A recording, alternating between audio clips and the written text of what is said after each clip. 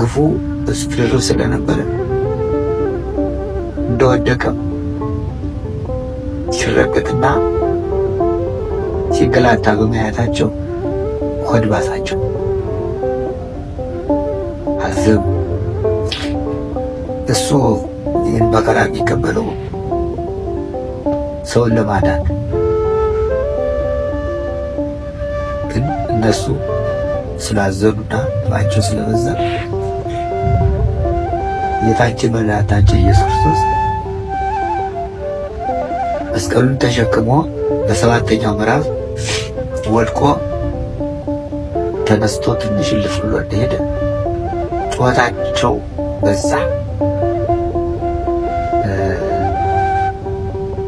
አሁንም ትንሽ ረፋ ላሉትም አይሁድ ወድቆ እንደተነሳ መስቀሉን እንያግዘዋለን ብለው መልሰው ያሸክሙታል።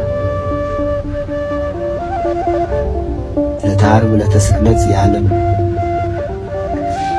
የተስፋና የመዳን ቀን ቢሆንም ለእሱ ግን ለባለቤቱ ለኢየሱስ ክርስቶስ ግን የመከራ ቀን ነበርና ጩኸቱ በጣም በዛና ሲያለቅሱ ዝም አላላቸው። አዋልደ ኢየሩሳሌም ይትብከያኒ፣ እናንተ የኢየሩሳሌም ልጆች፣ የኢየሩሳሌም ሴቶች ቅዱሳት አንስት እኔ አታልቅሱልኝ፣